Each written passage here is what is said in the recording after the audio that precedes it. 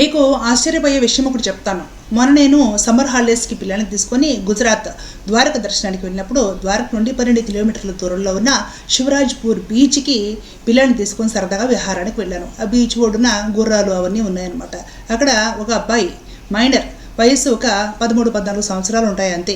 ఆ అబ్బాయి గుర్రాన్ని తోలుతున్నాడు అనమాట. అంటే పిల్లల్ని కానీ ఎవరైనా సరే గుర్రం మీద ఎక్కించుకొని ఆ బీచ్ ఒడ్డున అటు ఇటు తిప్పి ఆ తర్వాత 100, 200, 300 అదో డబ్బులు తీసుకుంటారు. చాలా మంది చూసే ఉంటారు బీచ్ ఒడ్డున ఇలాంటివి జరుగుతూ ఉంటాయి. ఆ అబ్బాయి స్కూల్ మానేసి ఆ గుర్రాన్ని పెట్టుకొని బీచ్ ఒడ్డున ఇతర కుర్రవాళ్ళతో కలిసేసి ఆ గుర్రాన్ని నడుపుకుంటూ దాని మీద సంపాదించుకుంటూ తీసుకెళ్లే డబ్బులు ఇంట్లో ఇచ్చేసి కొంత ఖర్చు పెట్టుకొని తన జీవితం ఇలా గడిచిపోతూ ఉంది. మొన్న రీసెంట్గా ఒక న్యూస్ చూశాను అనమాట.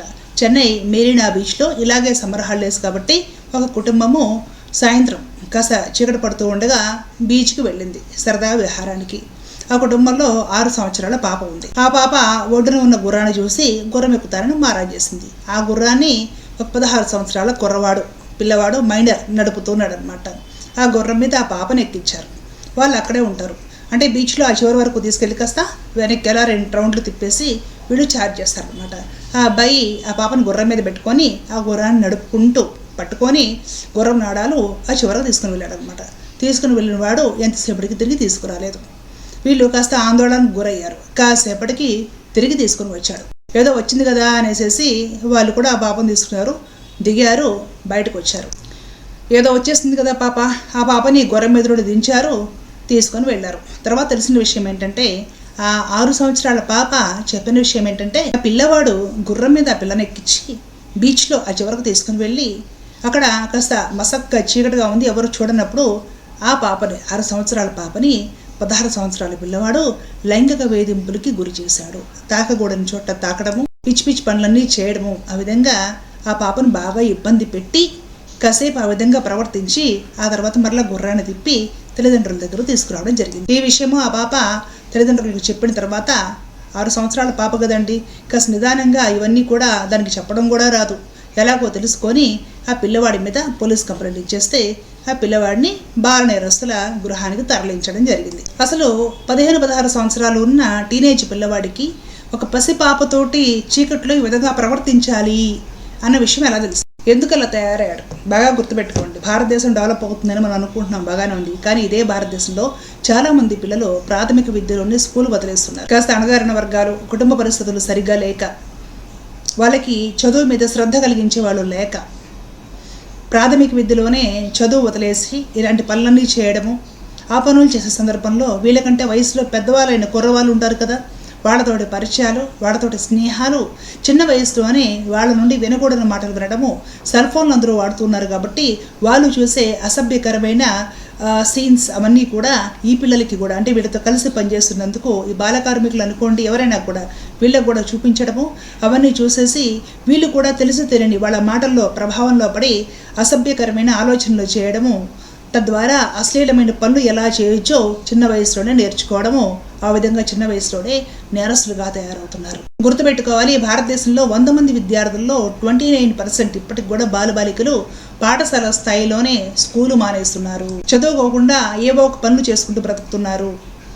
సోషల్ మీడియాకు వాళ్ళు కూడా అలవాటు పడుతున్నారు. సరిగ్గా క్రమశిక్షణ పెట్టి దండించే తల్లిదండ్రులు లేరు, దండించే ఉపాధ్యాయులు లేరు. రకరకాల పనులు చేస్తూ పొట్టపోషించుకుంటూ ఆ దారిలో వీళ్ళకంటే వయసులో పెద్దవాళ్ళతోటి చిన్న వయసుకే స్నేహాలు చేస్తున్నారు. వాళ్ళ వయసు పిల్లలతో ఆడిపాడే ముచ్చట ఆడి పక్కన పెట్టేసి వాళ్ళకంటే పెద్దవాళ్ళతో స్నేహాలు చేసేసి ఇలాంటి అశ్లీలకరమైనవి, అసభ్యకరమైనవి, సామాజిక సంఘ వ్యతిరేకమైనవన్నీ కూడా నేర్చుకొని వాడిని ఆచరిస్తున్నారంటే ఎంత ప్రమాదకరమైన పరిస్థితుల్లో భారతదేశంలో బాల్యం ఇంకా ఉందో ఆలోచించాలి. India's national school dropout rates are approximately 3.5% for primary levels, 5.2% for upper primary and 14.1% for secondary levels. The dropout rates climb significantly higher in certain states and reaches up to 8.2% to 11.5% at the secondary level depending on the regional data set. ఈ విధంగా భారతదేశంలో పిల్లలు బడి మానేస్తున్నారు. సామాజిక అసమానతలు దీనికి కారణం అవ్వచ్చు. బడి మానేసిన పిల్లలు రకరకాల పొట్టపోషణ పనులు చేసుకుంటూ బాల కార్మికులుగా కూడా ఉంటూ కుటుంబానికి సహాయం చేస్తూ దూరాల వాటలు నేర్చుకుంటున్నారు. ఈ పిల్లలు చిన్న వయసులోనే గుట్కాలు లాంటివి, తంబాకులు లాంటివి నవలడము, అలాగే డ్రగ్స్కి అలవాటు పడడము, చాలా చిన్న వయసులోనే పెద్దవాళ్ళతో కలిసి మద్యం సేవించడము, ఇలాగా ఇతరత్ర దురలవాట్లకు బానిసలు అవుతూ ఉన్నారు. పసిపాపలతోటి అతినీచంగా ఎలా ప్రవర్తించాలో కూడా చాలా చిన్న వయసులో ఇంకా మైనర్స్గా ఉన్నప్పుడే నేర్చుకుంటూ ఉన్నారు. బాల కార్మిక వ్యవస్థ నేరము అనేసి ఇండియాలో ఉన్నప్పటికీ కూడా చాప కింద నీరులాగా మనం ఏ ప్రాంతానికి వెళ్ళినా సరే బాల కార్మికులు కనపడుతూ ఉంటారు. ఏదో ఒక పని చేస్తూ బడి మానేసి పనులు చేస్తూ దురలవాట్లకు బానిసైపోయి తంబాకులు గుట్కాలు నవ్వులతో కూడా మనకు కనపడుతూ ఉంటారు. ఈ పరిస్థితి ఇలాగే పెరిగిపోతే సమాజానికి చాలా ప్రతిబంధకంగా కనపడుతూ ఉంటుంది. ఈ పరిస్థితి కానీ ఇలాగే పెరిగిపోయిందంటే సమాజానికి చాలా ప్రతిబంధకం అవుతుంది. కాబట్టి ప్రభుత్వాలు ఖచ్చితంగా చర్యలు తీసుకోవాలి. ఇలాంటి విషయాల్లో పనిచేసే సామాజికవేత్తలు లేదా ఎన్జిఓస్ గట్టిగా ఇలాంటి విషయాల గురించి చర్యలు తీసుకొని ప్రభుత్వం దృష్టికి తీసుకుని వెళ్ళి మినిమం 12th క్లాస్ వరకు కూడా ఎడ్యుకేషన్ కంపల్సరీ చేయాలి. స్కూల్కి వెళ్లాల్సిన పిల్లలు ఇలాంటి రకరకాల పనులు చేసేసుకొని డబ్బు సంపాదించుకునే మార్గాలు వెతుక్కుంటూ అలాగే నేరాలు ఘోరాలు కూడా నేర్చుకొని దురలవాట్లకు బానిసలైపోయి వీళ్ళ జీవితం నాశనం చేసుకోవడమే కాకుండా సమాజ భవిష్యత్తు నాశనం చేస్తున్నారు. ఇది చాలా ప్రమాదకరమైన పరిస్థితి. వీళ్ళే నేరాలు చేస్తున్నారంటే, చిన్న వయసులోనే ఇలాంటి నేరాలు చేస్తున్నారంటే వీళ్ళు పెద్దవాళ్ళు అయిన తర్వాత ఏమవుతారో ఒకసారి ఆలోచన చేయండి. ప్రభుత్వము కఠినంగా చట్టం తీసుకొచ్చి ఎడ్యుకేషన్ కంపల్సరీ చేయాలి. పిల్లలకు నాణ్యమైన క్రమశిక్షణ మరియు నైతిక విలువలతో కూడిన విద్యను అందించాలి. నేటి బాలలే రేపటి పౌరులు అని చెప్తారు. రేపటి పౌరులు ఎలా తగలడుతున్నారు? చదువుకోక చదువు వదిలేసి పొట్ట పోషించుకుంటూ పిచ్చి అలవాట్లు నేర్చుకొని బలహీనతలకు బానిసలైపోయి చిన్న వయసులోనే ఇంకా చిన్న చిన్న పాపల్ని కాటు వేయాలి అనే ఆలోచనలు వీళ్ళకి కలుగుతున్నాయి. బాగా డబ్బుని చదివేవాడేమో ఫోన్లో అవన్నీ విపరీతంగా చూసేసి దురలవాట్లు వాడు కూడా నేర్చుకొని వాడు ఇలాంటి పనులు చేస్తున్నాడు. కాబట్టి చదువులో నాణ్యత అవసరము. ఎంత బాగా ఇంగ్లీష్ మీడియంలో చదువు చెప్పామో అన్నది విషయం కాదు. నైతిక విలువలతో కూడిన విద్యను అందిస్తున్నామా లేదా, అవి బాగా పిల్లల వ్యాప్తి చేస్తున్నామా లేదా, ఇవన్నీ కూడా పరిశీలించుకోవడము ప్రభుత్వాల లక్ష్యమై ఉండాలి. అలాగే పిల్లలలో వయసు రీత్యా వస్తున్న మార్పులు కానివ్వండి, మానసికపరమైన ఆలోచనలు కానివ్వండి, వాళ్ళ ప్రవర్తన కానివ్వండి, స్కూల్లో టీచర్స్ అలాగే ఇంట్లో తల్లిదండ్రులు కూడా ఎప్పటికప్పుడు గమనిస్తూ సరిదిద్దుతూ ఉండడం కూడా అవసరం. 10 లేదా 12వ తరగతి వరకైనా సరే విద్యను ఖచ్చితంగా చదవాల్సిందే, ఎవరో మారడానికి వీల్లేదు అని ఖచ్చితంగా గట్టి చట్టాలు తీసుకొచ్చి పిల్లలను చదివించడం అవసరం. చిన్నపిల్లలే నేరస్తులు అయిపోవడము, ఈ పరిస్థితులు, ఈ పర్సంటేజ్ భారతదేశంలో పెరిగిపోతూ ఉన్నాయనేది అందరూ కంగారు పడాల్సిన. చిన్నపిల్లలే నేరస్తులు అయిపోతూ ఉన్నారు.